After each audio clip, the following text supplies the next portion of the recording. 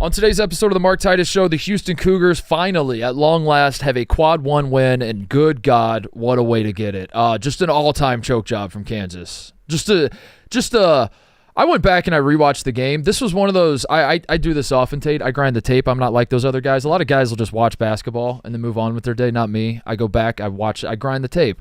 So I go back and I'm rewatching this game. And I would say in the last 5 minutes of regulation, and then certainly throughout the entire first overtime, I must have paused my TV 10 different times and been like, how the fuck did they lose this game? Kansas, I mean, obviously. How did Kansas – it was the overtime fumbling is the one getting all the attention, all the headlines, and rightfully so. Kansas was up by 6, going to the free throw line for 2 shots, not a 1-and-1. There was a 2-shot situation from DeJuan Harris with 18 seconds left. And they found a way to fuck that up, and Houston obviously sent it to double overtime and won the game. But the end of regulation was also atrocious, that they're up 4 with the ball with under a minute left, and they let the game get to overtime in the first place. They were just it was unbelievable. Very fun game, by the way. It was an awesome game. And Houston, it shouldn't be. It's obviously a surprise that they won. If you're watching the game, it was definitely a surprise that they won. But if there is one team that kind of embodies the we're not ever dead, we're never going to be dead, we're going to just keep throwing punches even as we're leaning up against the ropes, as we're falling to the mat, we're just gonna keep throwing punches. It is the Houston Cougars, and they've been a very, very good team this year. They've been a very, very good team basically every year that Kelvin Sampson has been there, and they have great culture. They have a great program, but there was the one little criticism about them, which wasn't even a criticism, it was just an observation that everyone was making, which is they don't really have the big win. They don't have the win that you can hang your hat on. They have it now going into Allen Fieldhouse, beating a Kansas team that I still think is good, but at what point do you kind of just give up on the idea of Kansas being a national title contender? I don't know. Crazy ending to a college basketball game. One of the crazier endings of the weekend, and perhaps no, that was the craziest weekend. That was the craziest, but I was gonna say Indiana did their damnedest. That one probably hit home a little hard. Indiana did their damnedest to be like, Kansas, watch this. Watch us fuck up the end of this game. That was brutal, too, to watch Indiana, or it depends on perspective, or see Maryland, find a way to steal that win. I guess if you're a Maryland fan, you're like, hey, man, we won that game. We didn't choke it. And same with Houston. You're like, wait a second. We made the plays to win it. But, yeah, Kansas-Houston, awesome game. Houston comes out with the win, is now undefeated still. They were going into the game. They're still undefeated in Big 12 play, and certainly in the driver's seat there. The game of the weekend, going into the weekend, that everyone was excited about was number 6 Tennessee going to Auburn. The number 1 team in the country, Auburn. Was Janai Broome going to play? He did. He ended up playing not 100%, but still was the best player on the floor. Disgusting game of basketball that in the end, Miles Kelly's the hero, hits the 3 in the corner in a fitting way. Janai Broome drives to the bucket, gets a shot block, fumbles the ball, is leaning out of bounds, throws it to Miles Kelly, and then that ends up being the game-winning shot. Tennessee doesn't score in the final 2 minutes, and it was even though Auburn didn't play well, I thought it was an impressive win in the sense that this game was played on Tennessee's terms. This was a classic Tennessee basketball game where they just pulled Auburn down into the gutter and tried to just beat the shit out of them, and it was working for the most part, and it looked like Tennessee was going to pull off the upset. In the end, Auburn made 1 or 2 more plays than Tennessee did and defended home court and is once again still in the driver's seat of the SEC. Elsewhere in the SEC, Vandy gets another massive win. Memorial Magic, beats Kentucky.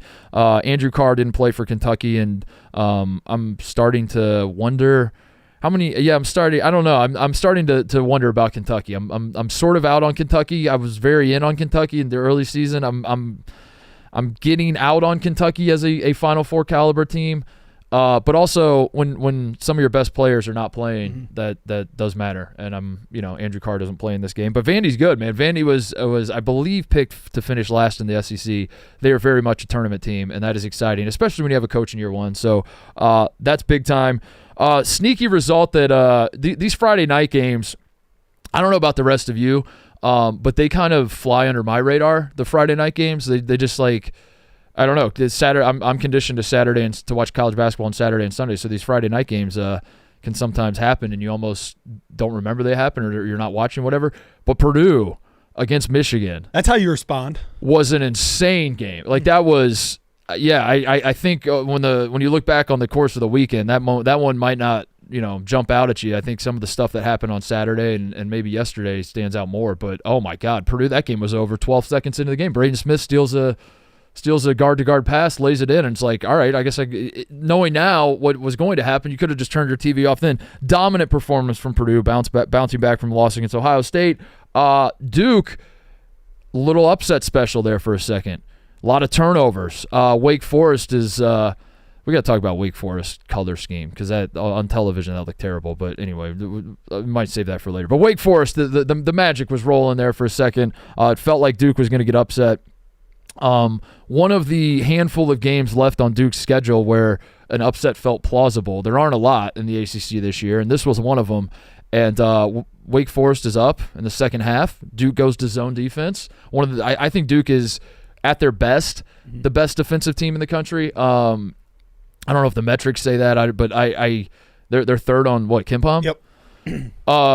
But I think if every team's playing their best version of their defense, Duke's defense is the best, which I find fascinating that even a team like that is so good defensively throws his own defense out there at a time when it felt like something they don't really practice, but it felt like something that was necessary, and it certainly worked. And they go on a run and end up handling Wake Forest. What else? Florida, a team that I had said was toying a little bit with flipping the switch. I was worried about that. As Florida flipped the switch team, great response against Georgia, just destroys Georgia. Wins, I think it was 30-point win, something like that. They were up by 30 when I was watching. I turned it off. Maryland had a big week. Goes to Illinois, beats up on Illinois. Now we got to have an Illinois conversation. Is Illinois still in the mix? Because I do think I might be shifting away from Illinois as the national title Final Four type team out of the Big Ten, and maybe we shift our attention to Michigan State. We had boots on the ground. We do have boots on the ground. Would you look at that? TJ Hitchens, ladies and gentlemen, is joining us today. You were in Madison Square Garden, were you not, TJ? Yeah, you were at the game. Yeah, sort of. I was there. All right, well, maybe we'll talk about that. Depending on our boys. Our behind-the-scenes boys are down bad this morning. Cody's a Bills fan. TJ's a Rutgers fan. Went to the game. Michigan State. Not good weekend for our boys. Trying to think what else. Providence gets the best of Ed Cooley. That was fun. Texas A&M. Texas A&M. Texas gets a big win over Texas A&M.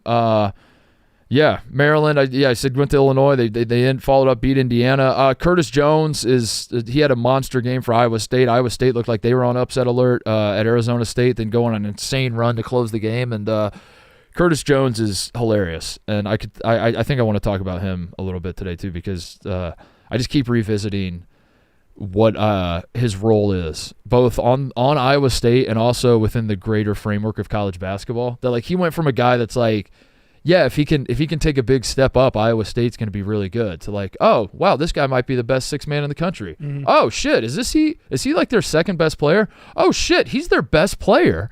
Oh my God, is Curtis Jones an All-American? I feel like if this season goes on for 6 more months, Curtis Jones is going to be the best player in the country.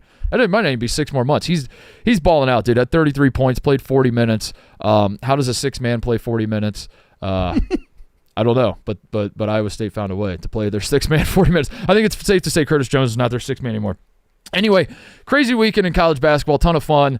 We're going to do our best to touch on everything, but there's so much going on. It's so hard to do that. It's so hard. College basketball had an incredible weekend, but it is having an awesome season. There's so much, and I'm so excited about where the sport is and where we're headed for March Madness. I do think it's shaping up to be an awesome tournament because we've talked about it before. What are the factors that you want?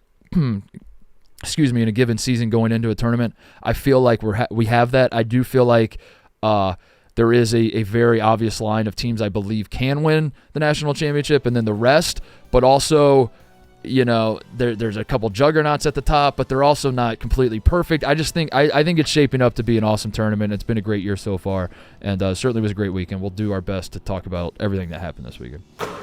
All right, I think we obviously start with Houston, Kansas, right? That seems to be the game of the weekend, the talking point of the weekend. I want to say Houston won the game, and I do think that this is why you don't give up. This is why you're down however many points with a little time left. You do foul. You do extend the game. You do keep fighting because the other team might hand the game to you. But I do think as I was watching it, no part of me was like, oh my God, Houston with some clutch plays. Even though Emmanuel Sharp hits the big shot, and then they get the steal, and Malik Wilson hits the shot in overtime to send it to a second overtime. And they're like, Houston made all sorts of great plays down the stretch. And Uzon had those like couple floaters, I think at the end of regulation. There were so many moments where you're like, that's a big shot. That's a big shot. That keeps them in it. That's a big shot. But the story was Kansas choking, right? This was more Kansas choking than Houston like going and grabbing a victory. Yeah. Well, when the win probability, and I know that's a big stat that people show, was 0.4%, which, Titus, let me teach you something. That means that it was 99.6% chance that Kansas would win the game.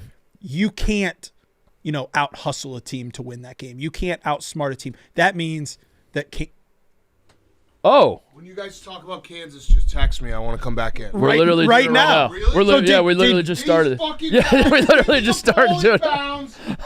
And Hunter fucking Dickinson. Is this the mic on? Yeah. Putting your hands up straight like this does not mean you're playing defense. Every time he goes like this, he just puts his hands up straight. He doesn't. He never closes the space. The guy makes a move on him.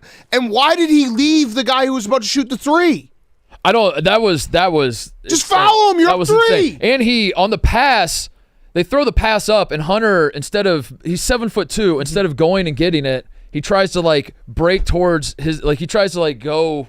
He leans the wrong way. Can't make free throws. Then they catch the ball, fouled it. Yeah. Catch the ball, doesn't foul the guy with the ball, goes to the other guy. Like what? We're worried about a kick, like an assist here, and then can't make free throws. And then the 5-second rule was insane. You have 2 timeouts. How do you get that called on you? I fucking hate Kansas. Taking it out. Got 5 seconds called on him. Yeah, that was crazy. Kansas. This Kansas team is so frustrating. So frustrating. They should be good, and I thought they would be better than they were last year. Oh my God! 0.04% chance to lose that game. Well, that's what we're debating. Did Kansas lose it or did Houston win it? Kansas lost. Kansas fucking choked. They pissed their pants. They 100%. They completely didn't. They didn't execute anything down late. It was just I was so mad. I was so mad. I was just screaming at the TV. Yeah, I hate Kansas. Good news. Good news for you. AJ Storr sucks. AJ Storr does suck. When he awful. missed 2 free throws, I was sitting there laughing. I was like, haha, I feel $1.5 million for this. Yeah, he sucks. He's atrocious. He's bad. I don't know why scoreless. But I guess it's smart by him to go get $1.5 million because maybe he's like, I kind of suck and no one realizes he knew it all the time. So I need to go get the money right now. I mean, I guess I sort of see that point of view. Once you sign a contract for $1.5 million, maybe it's just like, all right, I'm done. I'm gonna chill. Yeah, right. Fuck it. I guess that's it. I'm just gonna. I'm living in a college town where like beers are $2. Yeah. I have $1.5 million. But yeah, I was very upset. I'm happy you guys were talking about Kansas. That was one of the most frustrating games I've ever watched. Also, the Badgers are maybe good, so I'm gonna get good. They can shoot. Their defense is not great, but big guys are going to be a problem. Anytime we play a big guy, like Michigan's Vlad Danny Wolf combo just ate us alive. But guard also called out Stephen Crowell, and he kind of has stepped up since then. So for all the people who want me to get my heart broken, it might happen because I believe. And also shout out Rutgers, who has 2 lottery picks. Yeah, they'll be fun to watch in March. Yep. I'm super excited to watch him make a run, Big Cat. Thanks. Man. At what point in the season are you going to be like, well, we just got to get hot in the conference tournament? They will go on a 5-game run like 2 weeks before the season ends, and I'm going to convince myself that we're going to win the Big Ten tournament. Yeah. That's what that's kind of what you have to do. Yeah. Yeah. Yeah. All right. Well, I was so mad about Kansas. I feel like I haven't gotten it off my chest because football happened and I was just angry all night. Like the whole don't go to bed angry. I went to bed furious. How does Bill Self? I mean, maybe he does get blamed, but if this was any other coach, wouldn't we just be like, what a fucking bozo? Yeah. But for some reason, Bill Self, I don't know, you blame the players. Having 2 but timeouts getting a 5-second call is insane. That's on both of them, though. It's on the person taking out and it's on the coach. Yeah. Yeah. But I mean, I guess Bill Self does have the a very long career of being one of the greatest coaches we've ever seen, so that helps. But let me say this: Kansas had no composure, and I don't know what that feels like. That's partially coaching, where it's like, hey guys, just chill out. We're up 6 with 18 seconds left going to the line, and you're just losing your mind. And it didn't help that every time they would cut to Bill Self, he's got that little smirk, like smile, like he does have a little bit of the doofus face going on. Where it's like, why are you not calling timeout? Why are you not motherfucking your guys? Why is there no composure whatsoever, no sense of urgency? Yeah. It was crazy. Yeah, Kansas has felt like all season a team that I was never really going to give up on, and I see the vision at all times, but at some point you got to just pull the plug and say they're fucking yeah. After another guy scores on him in the low post, he's just like, I'm standing up straight. All right, I want to talk college ball in a couple weeks. Come on. All right. Break it all after down. the Super Bowl, yeah. After the Super Bowl, also Texas A&M. We'll I had lock them in. as well. That was a crazy meltdown. It was a tough Saturday. I did put a future on Texas A&M though. I like them. I like them. 60-1. All right, I'll come back. Thanks, Dan. Thank you. I feel good. Let it out. I feel good. Woo. Do you think Big Cat bet on that game? I was going to ask you. I was going to say, I didn't know you were such a big Kansas fan. Quick break to talk about our friends at DraftKings. And folks, this ain't the little itty bitty teeny tiny bowl. This is Super Bowl LIX, which of course everyone knows is 59. Is that right? 59? Good Roman numeral. Super Bowl licks. 59. Get in on the action at DraftKings Sportsbook, an official sports betting partner of Super Bowl 59. Oh, it says right there. Then they actually typed it out for me. Scoring touchdowns is key to hosting the Vince Lombardi Trophy, and you have a shot to score big by betting on them at DraftKings Sportsbook, the number one place to bet touchdowns. Ready to place your first bet? Try betting on something simple like a player to score 6. Go to the DraftKings Sportsbook app and make your pick. New DraftKings customers can bet $5 to get $200 in bonus bets instantly. Download the DraftKings Sportsbook app and use code Titus. That's code Titus, Titus, for new customers to get $200 in bonus bets instantly when you bet just $5. Only on DraftKings Sportsbook. The crown is yours. Here's my question, Titus, as he was talking about that. Because if you remember at the beginning of the season, we were talking about, is it Kansas or is it Bama? Mm-hmm. And that's all we're like, Noah, as much as Duke and Auburn seem to be head and shoulders above everyone right now, that's how we felt. Preseason, if you didn't have Duke Kansas or Bama at number 1, you were opposed. You had to pick one of those. It was a coin flip, but like it has to be one of those two. UConn was like they're like, what about us? We won 2 in a row. It's like, UConn, come on. Yeah, you're not in Kansas. You're not. Yeah, come on. My question now, have you given up on Kansas?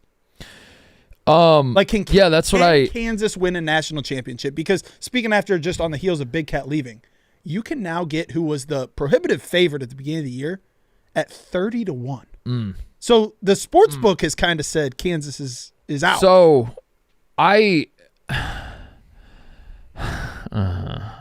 everything in me says I should give up on Kansas now. They've now lost twice at Allen Field. Like that's a good marker, is like if you're losing at Allen Fieldhouse, and especially in this manner, and they lost to West Virginia in Allen Fieldhouse, who's like, West Virginia is not bad, but West Virginia has literally never won there.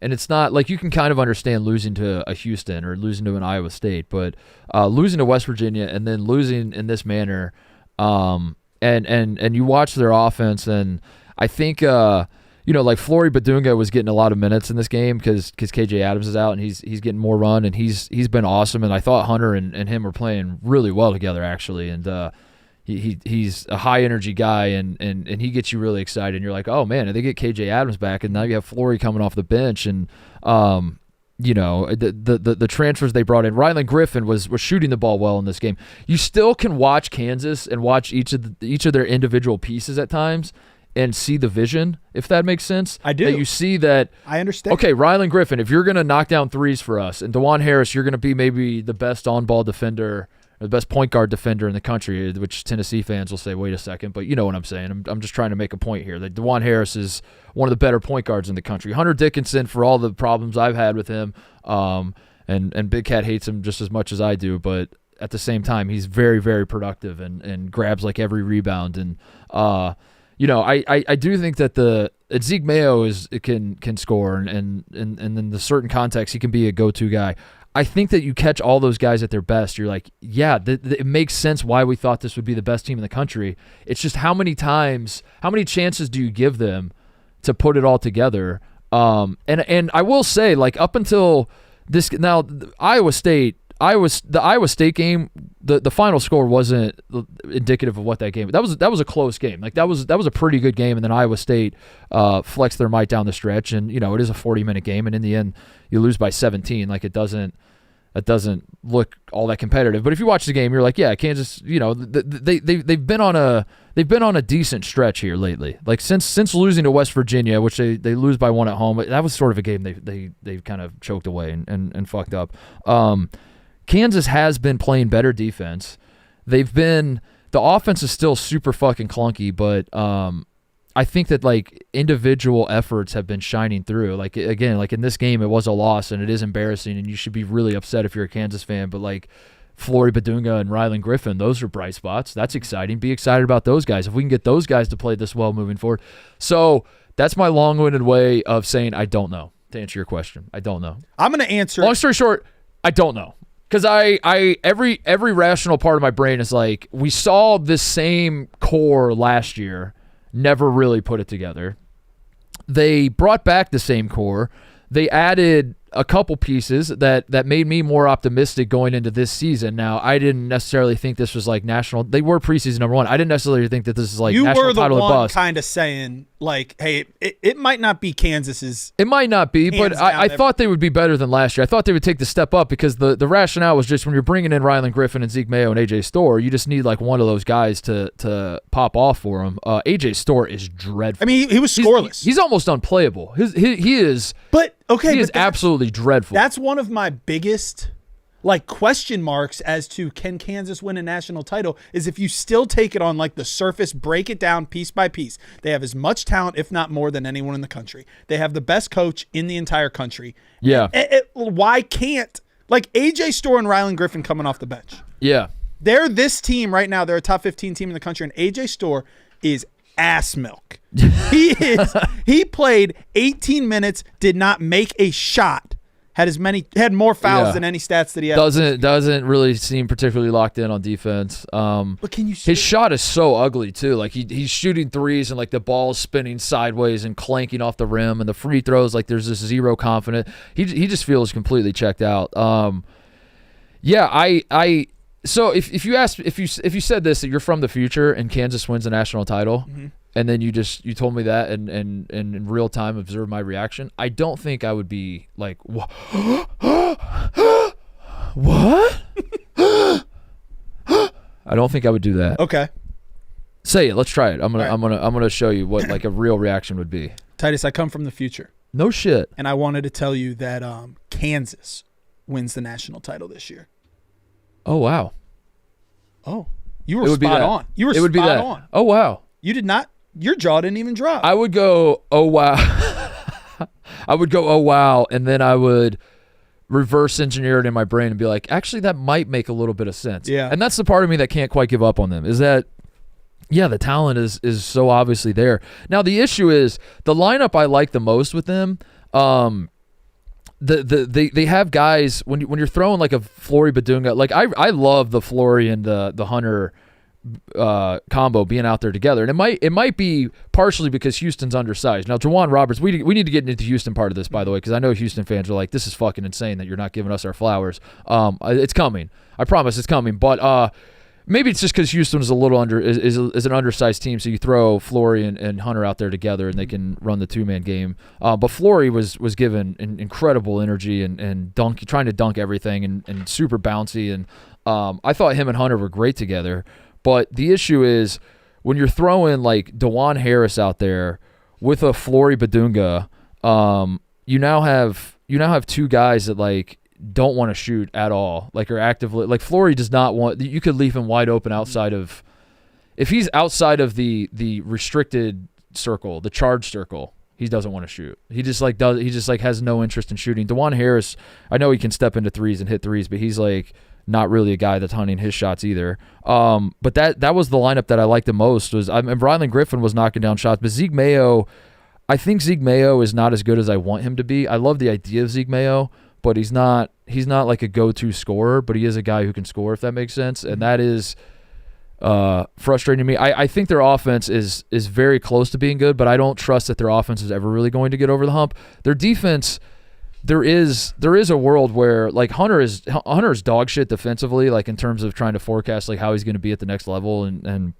he's still a total liability at times for Kansas. He has gotten better. I know Dan's saying like he just sticks his arms up and all that, but like when you're 7'2", as it turns out at the college level, that's actually pretty good defense. It's just being 7'2" and sticking your arms up at times. And Kansas's defense has improved greatly throughout the season. So I don't know, man. I think the offense is the issue, and I think they're never really going to solve the problem of like DeJuan Harris and Hunter Dickinson want the ball in their hands, and I think for Kansas to reach their full potential, you need like the best version that Kansas can be is Zeke Mayo as your playmaker, and Rylan Griffin is hunting threes, which he was in this game, and he was hitting a lot of them. But Zeke Mayo, even as I say that, I'm like, I don't know if he's elite at that. And we thought he was really good. Yeah, we thought maybe he could be. We thought AJ Store's the one though. AJ Store, you watched him at Wisconsin last year.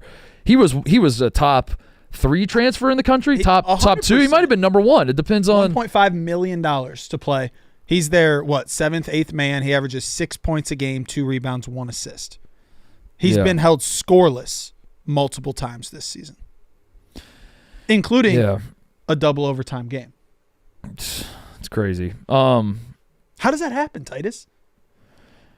I don't know. I can only assume that he cashes his checks and then decided to just stop playing or something. But yeah, the issue to me is you're throwing out like the guys that you have to play are guys that, I mean, Zeke Mayo can shoot. I'm just looking at it now. Zeke Mayo can shoot. DeJuan Harris is capable, but he doesn't count as a shooter. Rylan Griffin can shoot. I would say Shaq Moore is he can knock down shots, but like you're not running an offense where you're like, let's draw up a play for Shaq Moore to shoot threes. Coit, I guess, is a good shooter, but like he's I'm looking at like the guys that they have to play, which is DeJuan Harris, which is when KJ Adams gets back, he needs his minutes. Hunter is capable from 3. He's not a 3-point shooter. He's not a guy that's hunting threes. I just the offense, the pieces on offense don't really work for me, and I think that's ultimately Kansas's issue. And then on top of it, like how do you forget what you saw in this Houston game? Like how do you have any confidence after this that when March rolls around, because you have your home crowd, it should work the other way. Houston should be the team with the tight assholes. Concern. You're at home. You should be using that to your advantage, and to not only choke it away in overtime, which again is what everyone's talking about. They choked it away in regulation too. You had the fuck up in regulation where you're up late and what did I say there? I wrote it down. They're up 4 with like 18 seconds left or something. That was the up 4 with the ball and under a minute to play. There's like 30 seconds left. You have the ball. You're up 4, and you blow that. Now you're going into overtime, and the national championship caliber teams say, all right, we're playing with our food a little bit there at the end of regulation. Now let's lock in and make sure that doesn't happen again. And they went the other way, and they made it even more embarrassing, the overtime debacle. So yeah, I can't. My heart wants to believe in Kansas, but my brain won't allow me to put Kansas on the national title contender list. Okay, that's. I want to give you a definitive answer. I'm saying no. Kansas can't win the national championship, but I reserve the right to adjust that in a couple weeks. Let's talk the flip side then, because this has been 30 minutes of Kansas. There is a team that is now the only undefeated team in the Big 12 Conference, and they are going to be, I would say right now, they'd be a 1 or a 2 seed, maybe a 1. Yeah, I think they're one of the 4 best teams in the country. Really? But I don't know the resume, because that was the thing coming in, and I wasn't the only one saying it. Like everybody in the college basketball world is like, Houston doesn't have any quad 1 wins, and it wasn't a criticism. It was just like we like Houston, but we just want to see what happens.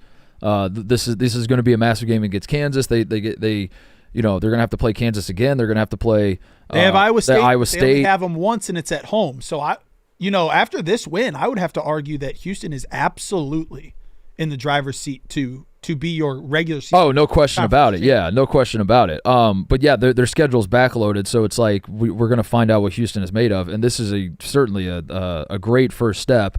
I love this Houston team. The culture speaks for itself. The fact that like Houston is one of those programs where you see it like the jersey almost has power, where like you see a guy checking into a basketball game wearing a Houston jersey, and you're just like, I kind of know what I'm in for today. I don't. You could just pull a guy off the end of the bench, throw him in the game for Houston, and he's gonna be a motherfucker, and you're not gonna want to bring the ball up against him. You're not gonna want to like, have a loose handle or have a weak grip in your triple threat. He'll just reach in and swipe it away from it. Like they are some fucking dogs, and that has been true for a while. The question has been like, what does the talent look like? What is the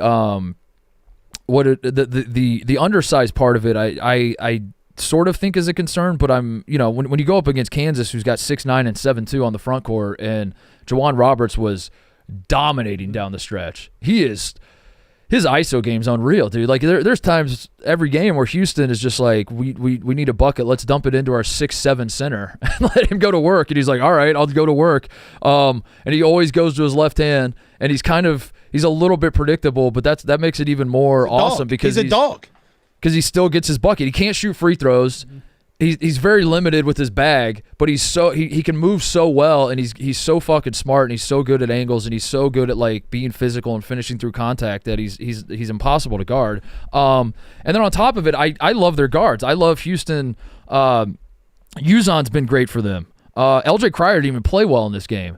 This kid Malik Wilson, where did he come from? He was balling out, not just like he wasn't just scoring a lot. He was like confidently going and getting buckets for them.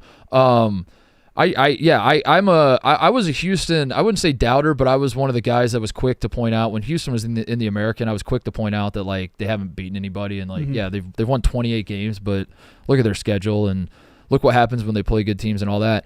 And I was cautious to do it this year because I do think that this is a good team, but at the same time, like you can't ignore what's in front of you, which is that like the three losses they have, they aren't bad losses, and they were certainly very competitive and could have won those games, but at the end of the day, going into this Kansas game, it was like every time Houston plays a good team, they come up just a little bit short, just a little bit. So now that narrative's out the window. They can go beat a good team in a very tough place to play.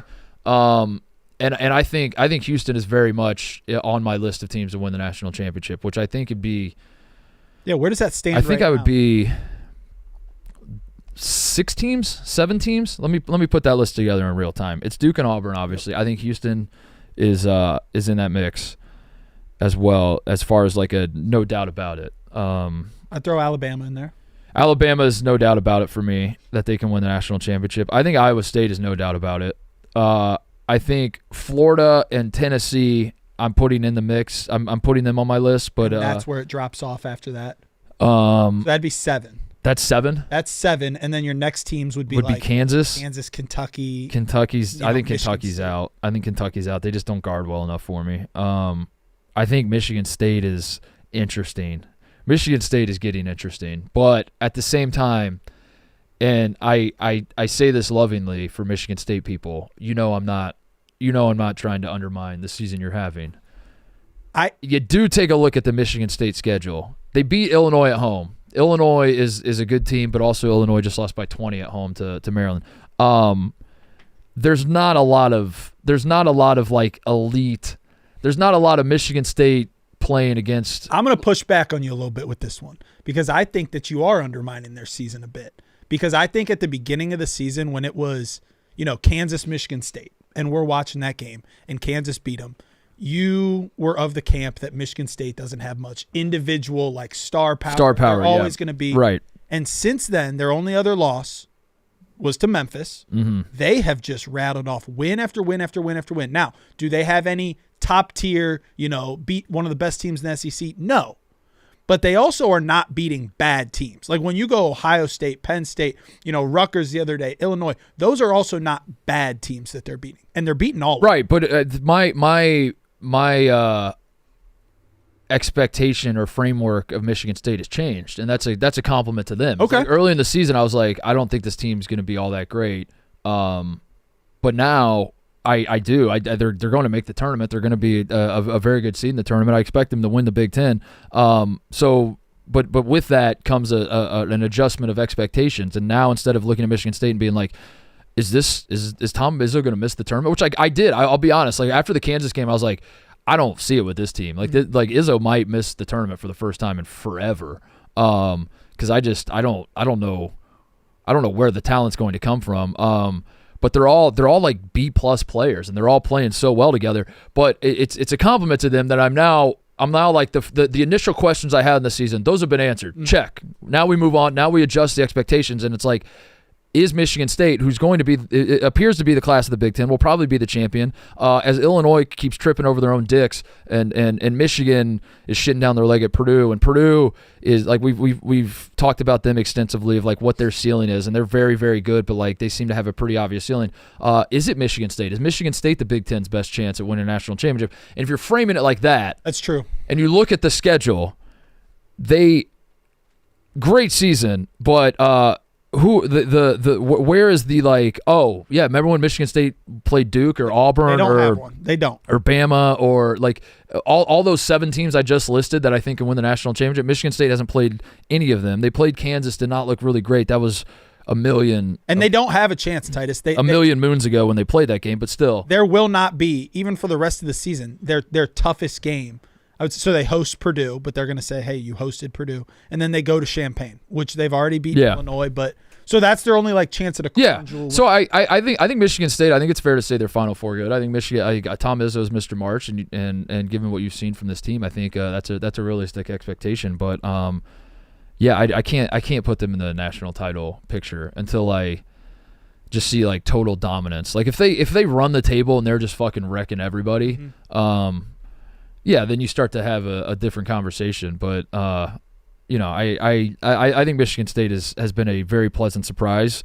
But they still can't shoot. I mean, like I'm still sort of waiting for the day where, I mean, the credit to Tom Izzo though, and that the team and the buy-in and the rebounding and all, like the whole, like I keep saying with them, like there's so much buy-in into the Izzo culture with this team, because there is no world where a team should be able to win. Be 17-2, be undefeated in the Big Ten Conference, and be among the very worst teams shooting from 3 in all of Division I. In 2025, that should just not happen. They are dreadful from the 3-point line, and yet they find a way to win all these games. 347th in the country. Yeah, I guess, I mean, it is a compliment to them, where the question now is, are they in that elite level with Alabama, Auburn, Duke? And the answer is no. But the argument I would say is, but they find a way to win. Yeah, and they do play. The defense is undeniable. They play great defense. TJ, you want to chime in? You saw Michigan State live in person. Yeah, like you said, they're not the best shooting team in the world. I think that Rutgers has just proven themselves unable to play a full game at this point. Like they just gas out of everything. They play too hard up front, and I don't know, man. I don't know what the Dylan Harper situation is. He didn't. Well, that was so weird. He was not going to play. Then he started. Then he. It was like he was questionable. Then he came out and he was like limping in warm-ups, but he was in the lineup. And then like 1 second before the game started, they scratched him. But then he was active in the first half. But then he was out the second. I don't know. I think his like ankle's bugging him. Also, he was sick. I don't know. I think. Is it time to have a Steve Peichel conversation? Oh no! Which breaks my heart, because I've talked to him a bunch and he's been nothing but great to me. But if you're gonna miss a tournament with the best team in school history, what do we do? Like where do we go from here? Yeah. I don't really like. What do we do? and because neither of them will be back. And it's not even. No, like, yeah. It's not even. I imagine you're not even having fun in the sense of like, yeah, we might not be the best team, but boy, at least I get to watch these two guys play twice a week. It's fun to be like. Is that part even fun? Is it even like, man, I get to watch Ace Bailey and Dylan Harper do shit that shouldn't be possible on the court? I was in the building at MSG on Saturday, and it was awesome. It was the biggest crowd for a Rutgers game in school history. Wow. 17,400. Wow. Biggest crowd for a Rutgers game ever. And it was probably 95% Rutgers fans at MSG, which makes sense. But like the 30 cumulative seconds of Ace Bailey and Dylan Harper greatness in that game did not outweigh how like upset I was that we like blew another opportunity to like start clawing our way back into the picture because we're way out of the picture. Way out of the picture. But it felt at the beginning of the year like your talent. Yeah. You guys might not be able to like sustain a full year, like win the big. No, game, yeah. But we thought you guys were talented enough to like go win a game against Purdue, go win a game against Illinois. You're not. I never envisioned a world where Rutgers would be completely irrelevant all season. Correct. I thought like, this isn't probably going to be a Final Four team, but they could have. You're going to have to watch them play because these two dudes are going to be so good, and they're going to have a chance against anybody. And they are so good. And they have the. But that's what's so crazy is like it's not like they're disappointing. They're good. So what's it's the like problem? if their supporting cast was decent, they would be a good team. But their supporting cast is just like not Power 5 level. Like their supporting cast came from the MAC and the A10, and that's where they belong. What happened to my guy Somerville? He's breaking my heart. I think like the weight that he lost over the summer probably didn't help him, and he's just like having trouble like establishing position. Our starting center is out for the season, so now he has to play more minutes. Yeah. Zach Martini, who came over from Princeton, like just doesn't. He's an Ivy League level he's an player. Ivy League he's player. not a Big Ten. And it sucks because, like, again, a lot of anticipation. And there are moments where it's like, oh, shit, like they're gelling. But they cannot, like, I was at the game. My girlfriend went to Michigan State, so we were sitting next to each other. And we were competing with them in the first half. And she was like, oh, here we go. And I was like, I've seen this team play before. Like, give it 25 minutes. We will gas out, and you guys will take the lead. So, I don't know. Disappointing, but. That sucks, man. I don't know where I literally don't know where we go from here. So, what do you do? Because I mean, the talent gone. Yeah, it's gone. The money's gone. Yeah, and what carrot can Pico dangle in front of you now to like get you excited? Because you just brought in two of the best. Yeah, what's he gonna do? Bring in three of the best recruits. Three players? Yeah, we're not gonna have this recruiting class again ever. That's a tough spot. The athletics department as a whole is kind of in shambles. We lost our Adidas deal to get Dylan and Ace. That's a whole nother separate issue. We don't have an athletics director. The whole program That's is right. Kind of, our athletics director got fired for sleeping with the gymnastics coach. You cannot do that and expect. They were both married too. What do you mean you lost your Adidas deal to bring them in? Dylan and Ace were Nike athletes. Right. Our school was an Adidas school. So you had to scrap it. So what essentially happened was we voided our Adidas deal in order to let them play in Nike shoes. So now we don't have an athletics presenter. We're re-signing with Nike at the start of the next athletics year. So currently we don't have an athletics apparel presenter. TJ, it's tough to be glass half full with that story. That is the glass is shattered and all over the floor. The present sucks ass, but at least the future is even worse. At least the future is. At least there's nothing to look forward to. So yeah. Damn, dude, that sucks. Fun weekend. I'm bummed. Just like, obviously if you're a Rutgers fan, you should be bummed. But I'm bummed just selfishly as like a college basketball fan that I wanted. I was so excited for the freshman class, and I still am. I think the freshmen across the country. That was one of my early takes that I think has been pretty good. Yeah, that has aged well. Is the freshmen across the country have been better than the transfers that were brought in this year. Yeah, they've been way more relevant. Think about the two of the biggest transfers would have been Hawkins and AJ Stewart. Yeah. And it's just like both of them. That's right. Yeah. And I'm trying to think of the big transfers that have. Kadary Richmond, I guess, at St. John's. He's been as good as they needed. Big one. John L. Davis has not been. Yeah. And the freshmen continue to just be. Freshmen are awesome. Auburn, Tennessee. Let's talk about that game a little bit. The number one team in the country. Big wins by 2. Tennessee's up 4, I think. Late in this one, I think they did not score the final 2+ minutes. And Auburn wins a disgusting basketball game. I went on the rant last week about how ESPN, and it's not just ESPN, but they have the most college basketball games, and they're the network we probably spend the most time watching, all of us, especially this year when the SEC is so good. ESPN's got the best games right now. At some point, ESPN has to move away from the 2-hour blocks for these games because, sure, the Kansas-Houston game went in double overtime, but that wouldn't have mattered. It wouldn't have mattered but then it did. And then it did, and then but they got to get away from these blocks where the games are bleeding into each other. And if you want to check the start of this game, just flip it on over to ESPNNewsPlus.com/ $4.99 a month, and that's how you can watch the start of this game that was supposed to just be on ESPN. Anyway, having said all that, we had that. I knew that was going to happen with these two games. That was part of my rant. Was like, I guarantee you on Saturday night we're going to fucking wait for Auburn, Tennessee, and we're going to miss the first 4 minutes because the Kansas-Houston game is going to go over. Sure, it goes into double overtime, and that ends up happening partly because of that, but it would have happened anyway. Tate, when this game turned on, when Auburn, Tennessee, they finally flipped it over to Auburn, Tennessee, and the score was like 12-10. I said to myself, thank God. They must have pushed the start time back. Thank God I didn't miss that much. Now, it does suck to miss 22 points. I would have liked to watch the entirety of this game. But, of course, even if you're making it available to me to flip over, in what world would I flip over to leave the double overtime game to watch the start? That's, of course, I'm not going to do that. So I missed the start of Tennessee-Auburn.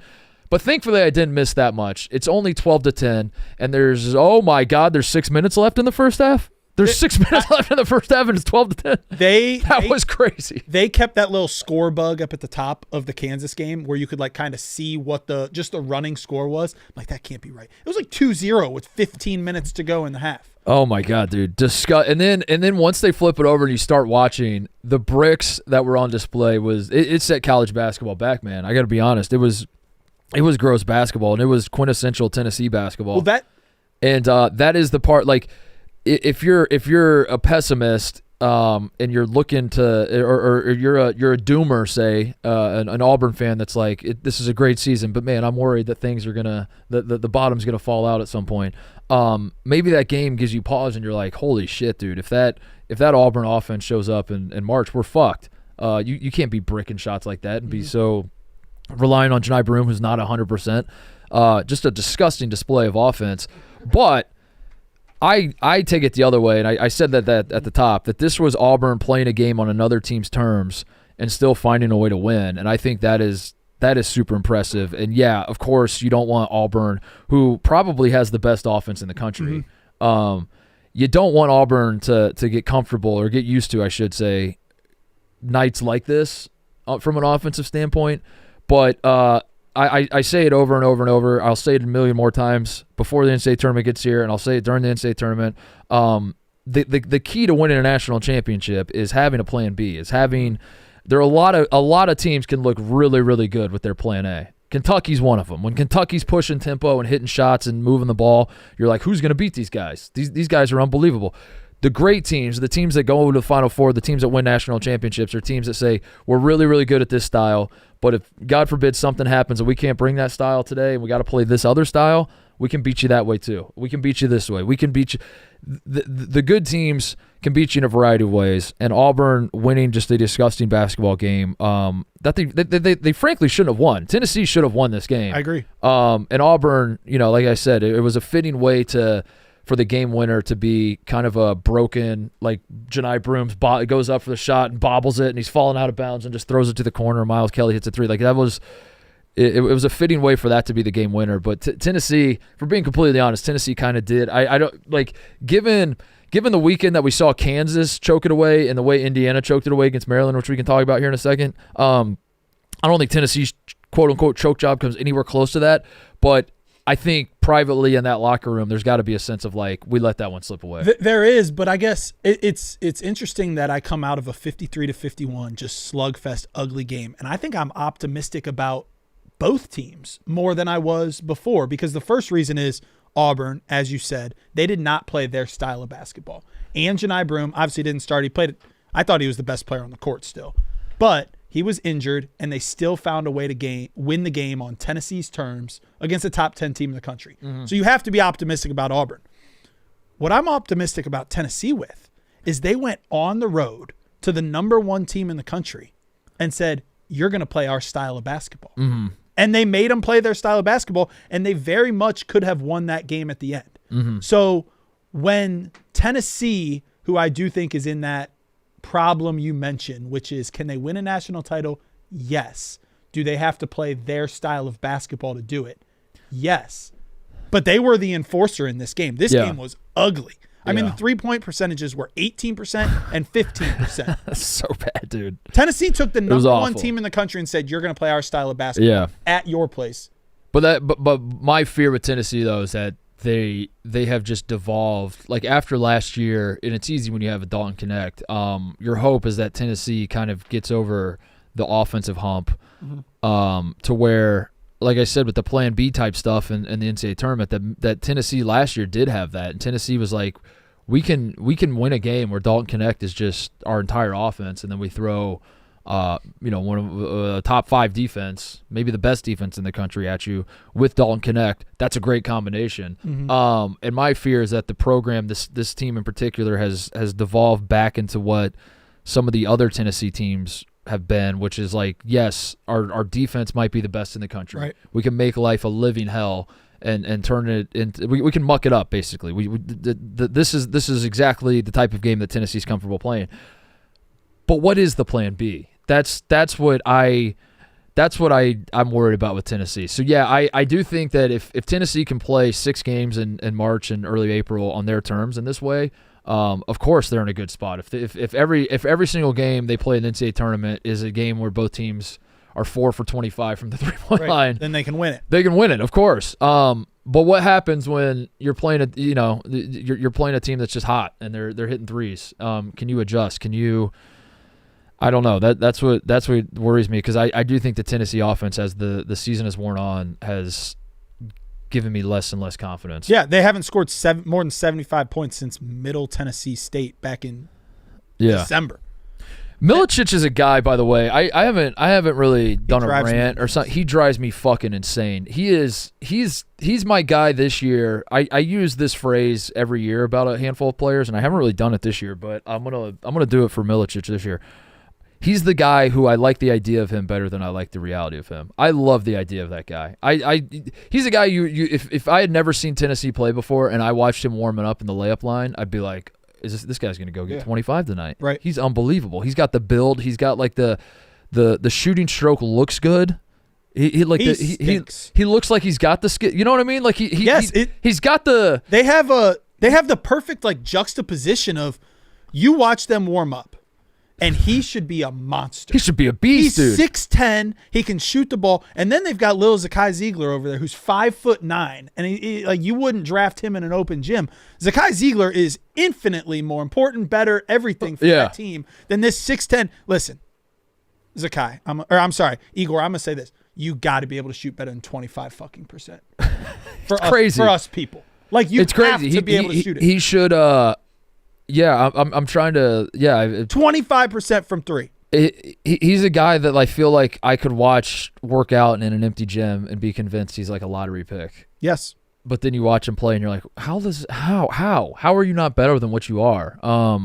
Very frustrating. Him and Chaz Lanier should just be wrecking teams, and they're not, and it's frustrating. But Zakai Ziegler's awesome, and I know we are in a time in college basketball where guys are playing 5, 6, 7, 8, 9, maybe 10 years. We might see a guy playing 10 years. Maybe there's a chance that the first 10-year college basketball player is already enrolled in school. There's a chance. Could you imagine if we get a 10-year veteran? 10-year. A 10-year veteran. 10-year vet. And we're in a time where like mocking those guys is in vogue, and you know, I'm right there with you. You know, you're watching Hunter Dickinson play on Saturday night, and you're like, are you fucking kidding me? I was out with Cody and the boys. It was Kyle Bauer's birthday party out at the Kansas bar that we were at. Where was that place? What was that called? Kincaid's.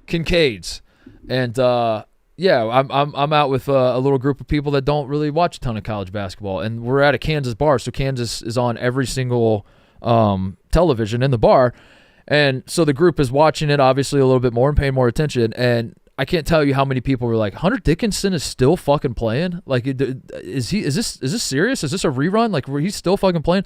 And my point is that at a time where like mocking those guys is in vogue, Zakai Ziegler is definitely a guy that feels like he's been around for 100 years, and yet I'm gonna be sad when he leaves. Yeah. I'm gonna be sad when he leaves college basketball because he's extremely likable, and he is the heart and soul of Tennessee, and he's their best player. Like there's also that. Like I think there's a lot of qualifiers with him where you're like, you say the heart and soul, you say the MVP, the leader, the spiritual leader, the captain.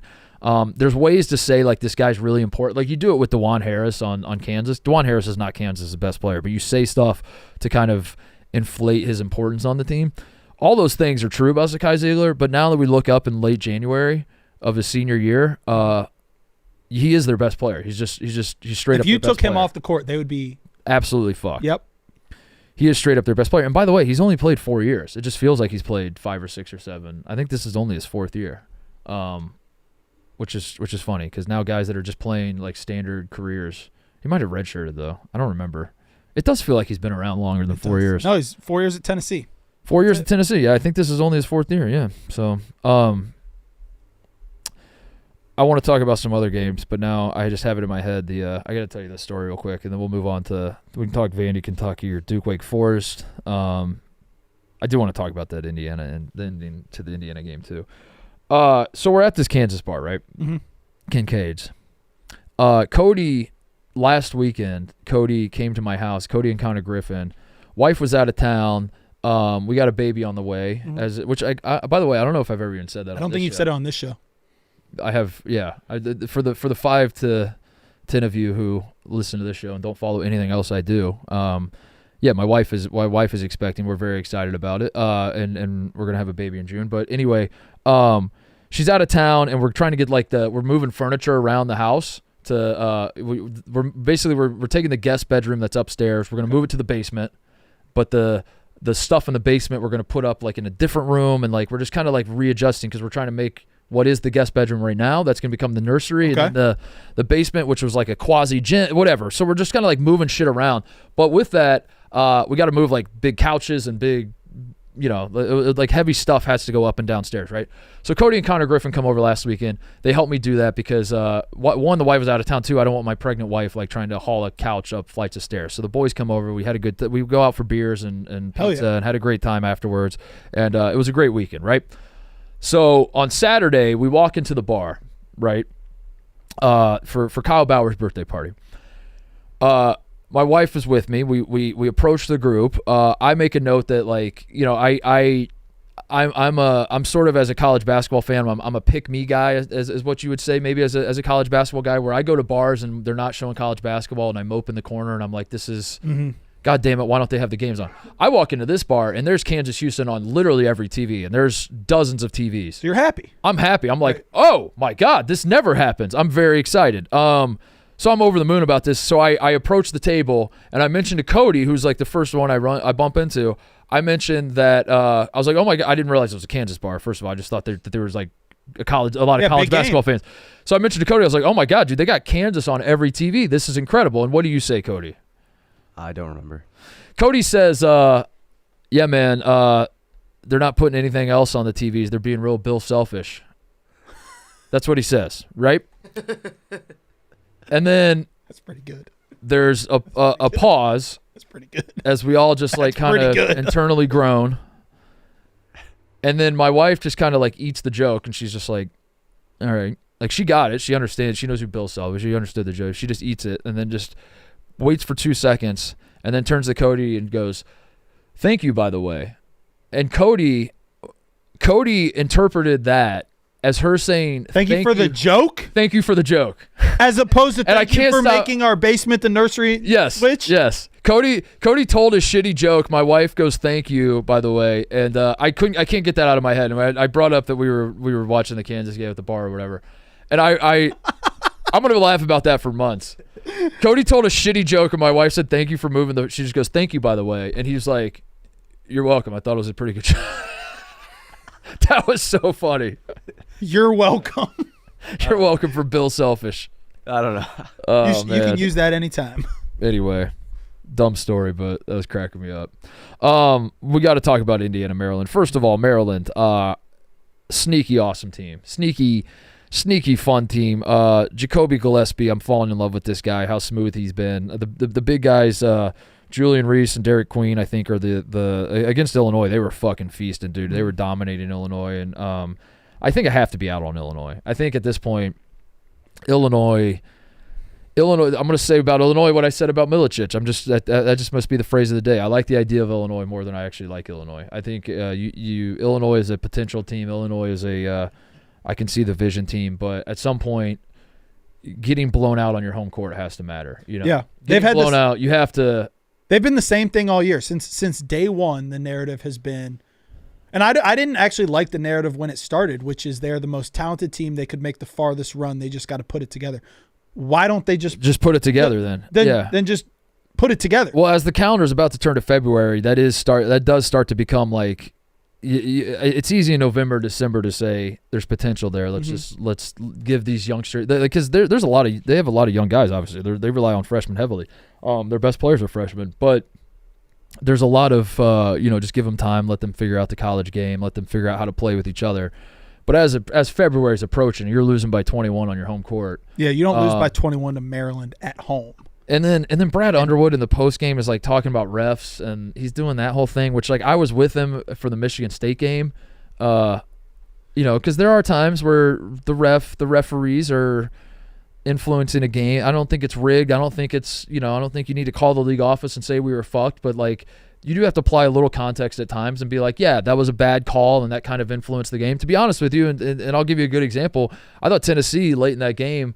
There was a play where Akpara traveled and Janai Broom like pulled him down and Jay Billis lost his mind. That is a foul. I love when Jay Billis. He was very emphatic. That was a foul. He no other grabbed him. And Dan Schulman's just sitting there like, Jesus, dude. Like, Billis was hot. You know the play I'm talking about? There is no world where that is not a grab. And I'm like, whoa. All right, Billis. Like I thought so too, but like, there are times where you have to apply you don't say the win doesn't count or whatever, but you're like some context. Let's apply some. So the Michigan State game for Illinois, I was doing that. I was like, listen, Michigan State went out and won. You gotta play through bad calls. You can't get teed up if you're Brad Underwood late in that game. But at the same time, I see your complaints, Illinois fans, and I do take that into account. I fold that into my analysis of Illinois moving forward, and I think I still like this team, even though they lost to Michigan State in a close game on the road. You can't do that when you lose by 21 at home to Maryland.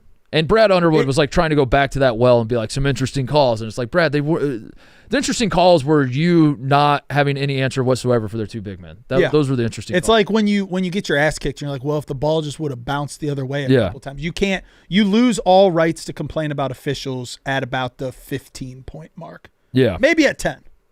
I think definitely by 20. I think by 10 I'm starting to like think I will give you like 2 plays tops. I will give you 2 plays. If 2 plays make the difference and both of them were horrendous calls where your guy just got hacked for the game winner, then I'll start to be like, yeah, I feel bad for you. When you're losing by 20, you needed 11 calls to go the other way. Yeah, we're just 11 possessions away. Having said that, the Maryland part of this, Gillespie, smooth as hell, had a great game. Rice was hitting threes like crazy against Indiana. But Gillespie's great against Illinois and IU. So Maryland, there's your flowers. I like what I'm seeing from Maryland, and Maryland is a sneaky Big Ten NCAA tournament. I'll even say dark horse. Like Maryland's like a sneaky Sweet 16 type. Team that I love. I love what I see from this Maryland team. Indiana choked that away, and there's no other way to frame it than Indiana choked it away. And not only did they choke it away, Tate, that final possession, which I'm sure you saw. Yep. I think it's easy for outsiders to hear all the noise around Bloomington right now about firing Mike Woodson and maybe dismiss it as Indiana fans having unrealistic expectations again. We've been down this road before. They want every coach fired. Every coach that coaches in Indiana that does not wear the red sweater like Bob Knight and throw chairs and lose his fucking mind, we want to fire him because we expected Bob Knight's standard, which is, was 40 years ago at this point, right? That is what I feel like an outsider thinks about Indiana basketball. Maybe that's true, and there might be a lot of truth to that. I would implore everybody who thinks that Indiana fans are being unreasonable about Mike Woodson to simply go watch the last 30 seconds, last 1 minute. Hell, if that's too much and you don't have enough time in your day for the last 30 seconds, watch the last 5. Go watch the last 5 of the Indiana-Maryland game, and I think it'll start to make sense why Indiana fans are at the end of the rope with Mike Woodson. Oh my God. Did they grill him? So I watched the end of the game. I didn't see in the post game. Did anyone say like what was option? Like if that play under the basket with 5 seconds left worked to perfection, what was supposed to happen, Coach? I think Rice. So I think it was Reno and Rice were in the corner together. So yeah, if you missed it, before we get to the play, I'll say this part about that final play. Indiana's taking the ball out of bounds, underneath their own baseline out of bounds, underneath their own bucket. They're down by 1 or down by 2. They're down by 2. They lost by 1. They lost by 1. Yeah, because Rice hit the 3 to go up 1. That's right. When they had a foul to give, and they didn't foul. So they're down by 1 with like 3 to how many seconds? Like 3 seconds, 5 seconds, something like that. And they're taking the ball underneath their own basket. There's no timeouts, so like in some way you sort of maybe that's like sort of an excuse for what transpired is that they just didn't have timeouts and you're trying to coach. But But also, what does that come down to, Mark? It comes down to the coaching. It's like, oh yeah, well, we weren't prepared for this. You should have plays installed and be able to call the plays. But anyway, Woodson is just kind of like frozen. That's the funniest part. He's frozen. He's not really sure what to do. Part. Then someone on the staff says like, "Hey, we got to sub. We got to get like our offensive lineup in there," which I don't even know what their offensive lineup is at this point. So Woodson goes to sub. They bring in. I don't even remember what the context was. I didn't go back and rewatch and pay attention. I don't even remember who they bring in, but they bring in somebody. Anthony Leal was on the game, or who was having a good game, and was on the floor, but isn't one of their better players. But is a local kid that the fans fucking love and was playing pretty well for him by his standards in this game. He starts to come out. You can hear the fans boo that they're taking Leal out. They're like, "Don't do this, Mike. Don't do this." So they put him back in. Yep. So they leave Leal in. Fans kept him in. They bring out another guy. And then like the refs getting ready to hand the ball to inbound. I think Trey Galloway was taking the ball. They're getting ready to hand the ball to Galloway, and then Woodson's like, wait. I think I do want Leal out. And he pulls in another sub, and then the fans do boo this time. And then they hand the ball to Galloway, and then you have 2 players run straight to the corner. At the exact same time, they run straight to the corner. Galloway throws it to one of them, Miles Rice, who then just throws up a desperation shot at the buzzer, and that's how they lose. And my belief is that Renew was supposed to set some sort of back screen and Rice was supposed to like peel towards the basket or something, but which I don't think wouldn't that have been? Way. It shouldn't it have been reversed? Shouldn't Rice set the screen for Renew and then Rice pop to the corner as Renew goes up to the bucket and you threaten the lob at the rim, and then if they throw 2 guys at that, you have the wide open shot in the corner. I don't know, but it was very indicative of what the Mike Woodson era is at Indiana, and yeah, in a weekend when there was a lot of choke jobs and a lot of things to talk about, that was like the Kansas one was by far the worst, but that was the most succinct. That was the most like this moment in time. If you need to explain to people why Indiana fans hate Mike Woodson, just that little sliver in time. And you didn't even need to see the final out of bounds play to show the lack of organization and control that he had was the other thing. But let's call it like it is. Maryland, Indiana was not a premier game across the country. 2 unranked teams, not bad teams, but 2 unranked teams. If this would have happened on a grand stage, like remember when Cooper Flagg got ripped and it was the national story? If this would have happened on the grand stage, I don't know how you can respond to it as an Indiana decision maker. Because those last minute of the game showed that dude has no. And then did you see him after the game? He was going to walk off the court. Oh yeah, and his team had to be like, remember, coach. Let's shake hands. Remember, after the game, we always shake hands with the other team. No, man, it was that was bad. That almost makes it worse because what you just said is so right. But you're basically saying the reason outsiders don't quite understand the plight of Indiana is because Indiana is so irrelevant that they don't exist on the radar of outsiders. It's like if a tree falls in the woods, do you hear it? That's Indiana basketball right now. That was Sunday's game. But you're sorry, if this was the Sweet 16, oh my God, it'd be all anybody was talking about. It's like, do you see how Mike Woodson fucked that up? If the Indiana was in the Champions Classic and this was how the game ended, I might have drove into the studio and gone live right then and there just to talk about it. But it happens on a Sunday with NFL football, NFL playoff football with 2 teams that are unranked, even though I do like Maryland. And yeah, so like sort of flies under the radar, and then Indiana fans lose their mind, and then I think there's a lot of people around the country that maybe aren't paying that much attention, and they're like, these guys want to fire everybody. But that's my homework to you. If you're someone that doesn't understand why Indiana fans are losing it, just go watch the final possession. Other coach news. Do you think Ed Cooley going back to Providence is going to be awesome, must-watch TV forever? Because I do think that, like, if he stays at Georgetown for 20 more years, I think 20 years from now, when he goes back to Providence, they will still be chanting, fuck Ed Cooley. And I watched every second of that game. Same. And there is no world in which I should have been even a little bit interested in this Georgetown team versus this Providence team, and I watched every single second, and it was awesome because not only did Providence win, which it was looking touch and go, not only in this game, but it's looking touch and go in the divorce in general. Like Georgetown's having a pretty good year by their standard and by their recent standard, I should say, and Providence is not a very good team. So Providence is in a tough spot in the sense that like you have America behind you, but it would really be helpful if you had a better team than Georgetown moving forward, because like it is going to be tough if Ed Cooley gets Georgetown rolling and Providence is dog shit. And then this game starts and Georgetown gets up big, and I'm like, oh no, this is going to be painful.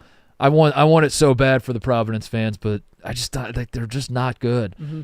And then they win the game. And it's a great it all story works out. They come because back. They were down like 12, like right out of the gate. And I love like, oh, Providence, it was cold outside, so they let the students in early. So they're like, oh yeah, it was just cold outside, so we let them in, and so they can chant "fuck Ed Cooley." I don't know. It's an intriguing dynamic because Princeton is not having a great year. Providence. Providence is not having a great year, but Ed Cooley cannot beat them. Like it'll be a good story. He needs to beat them to get it to calm down to make at it, all. I want him to beat them and then talk shit in the post.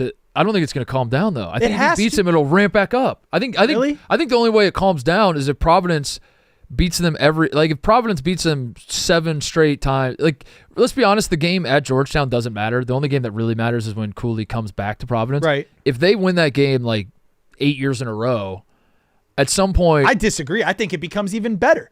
It's awesome. I'm rooting for that. Georgetown is going like this, but can't win when he goes home. But do you think the fans can sustain the hatred if they keep beating him, though, is what I'm saying. I think it's going to take Cooley beating them in their place, and then in the post-game press conference, like talking a little shit and throwing a little jabs, and then like people just get fucking riled up for next year. That's my belief. But yeah, you could be right. It's awesome. I love that. They beat him last year in the first game they played, and they swept him last year, I think. Yeah, he's 0-4. Oh yeah, they beat him 3 times last year. Mm-hmm. Yeah, and they might, they play again later in the year in DC, and Georgetown might win that game, but I don't think that matters. I think the one game that matters is when Cooley comes back to Providence, and the fans can chant "fuck Ed Cooley," which is it's a rarity. It's a rarity where I am okay with the fuck blank blank, the fuck blank chant. At all times, in the sense that like I generally like to see some creativity out of my student sections, and I like to see some funny chants from here and there. Get some shots in in a creative way. I don't care about the vulgarity. It's not really that. I'm not. You're just saying I cuss like a sailor could be as well. As lazy. Yeah, it's just a little lazy and a little more direct, and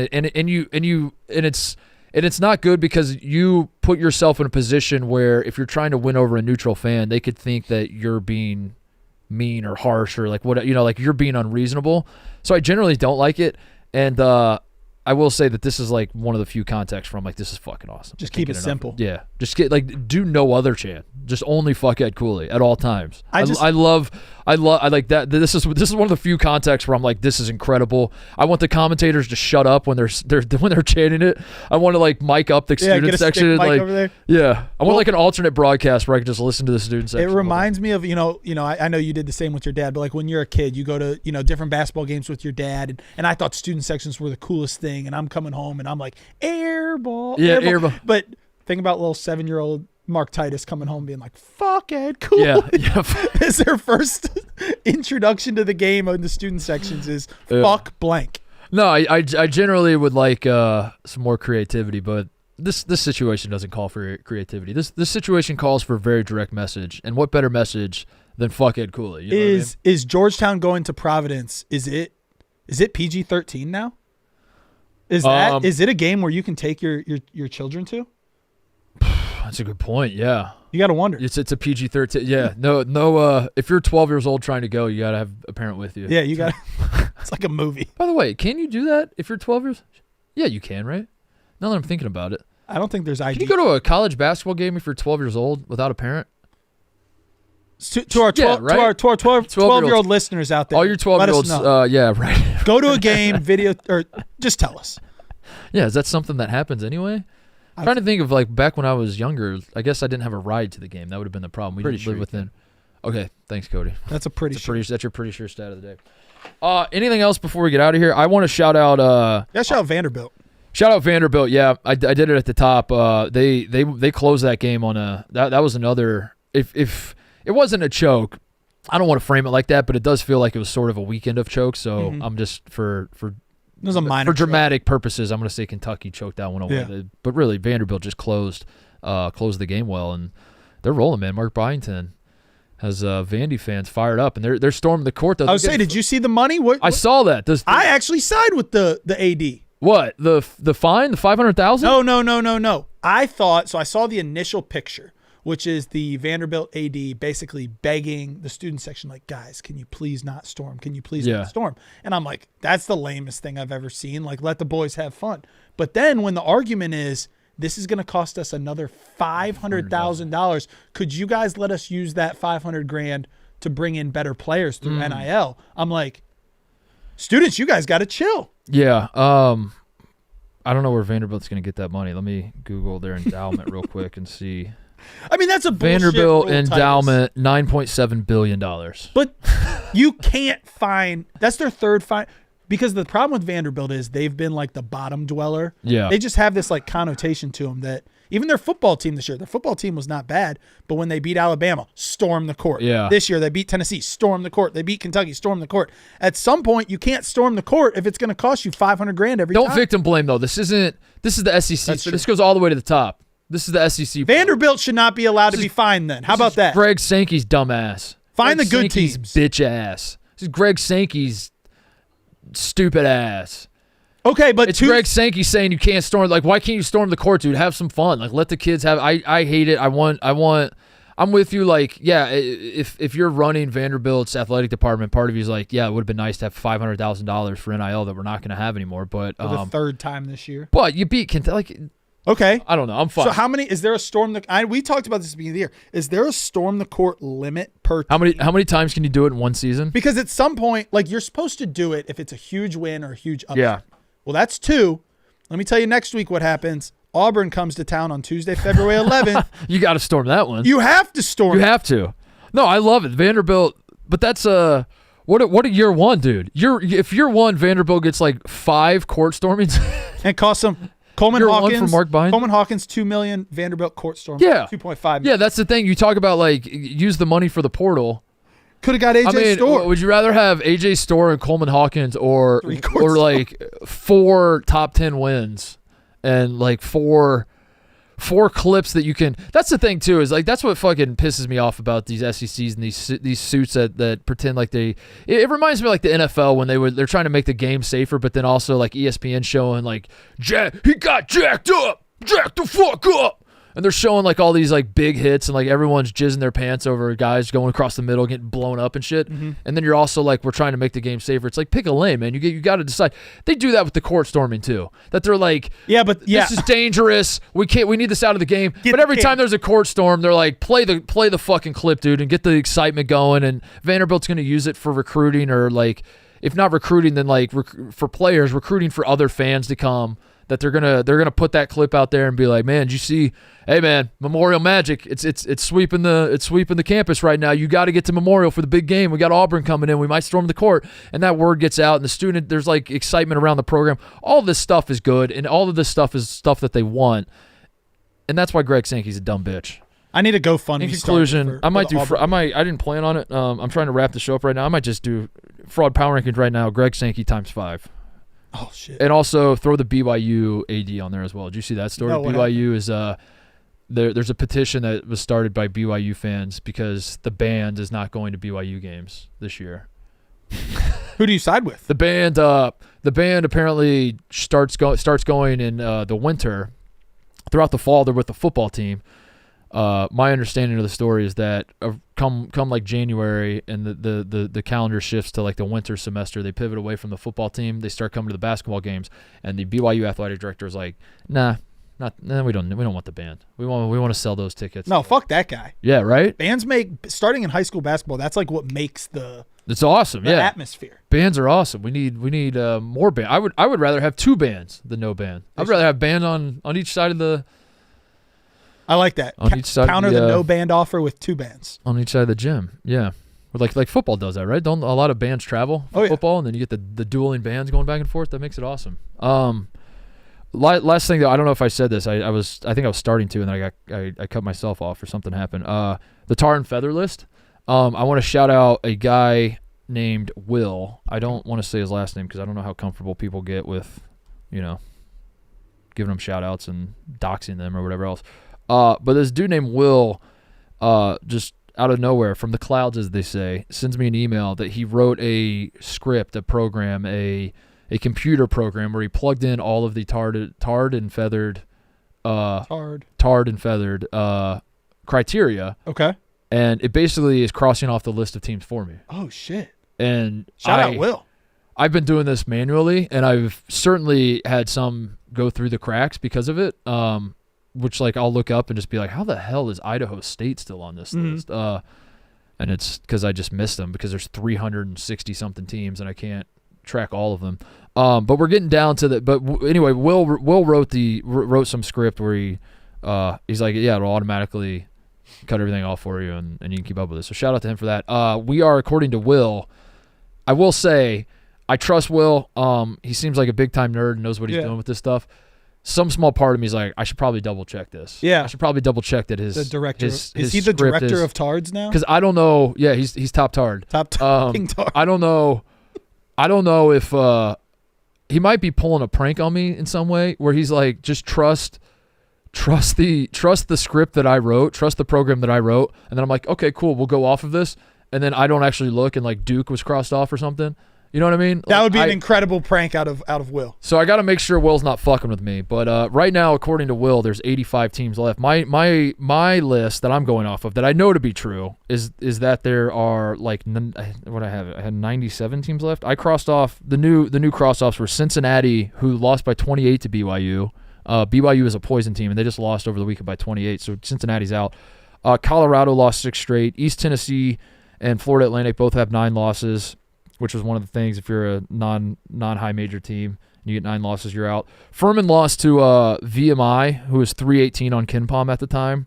That happened recently. Furman's out. Georgia Tech has multiple 3+ game losing streaks. They're out. Indiana was already out. I don't know why that they're on my recent list, but get Indiana out of here because they lost by 25 to Iowa, and also they just suck in general. I might cross. Indiana might be at a point where I might have just added if you're coached by Mike Woodson, you're crossed off. LaSalle has 9 losses. Nevada has 9 losses. New Mexico State, UNLV, Valpo, Wyoming all have 9 losses. Washington lost 6 in a row. South Carolina lost 6 in a row. Lamar has multiple 3-game losing streaks, and NC State had multiple 3-game losing. So I crossed all those off. We are now down to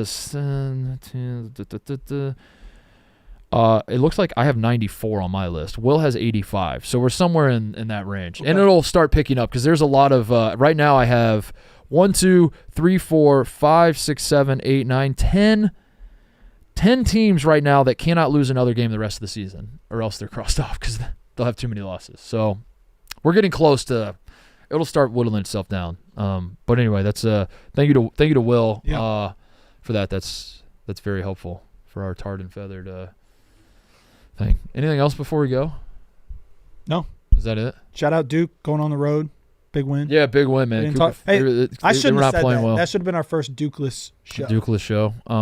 I said it at the top, but Wake Forest has got to do something about it's too yellow. The court's too yellow. It's too yellow. I don't know. That's my official statement. It was too yellow. The lighting was off. The court looks weird. The uniform looked weird. Mm-hmm. All of it just like I felt like it was too yellow, and I don't know what to do. I don't know what. How do you feel about the Duke? The like gothic looking thing. Not my favorite. I think Duke has the best uniforms in the sport, and I not think my they favorite, should just wear them.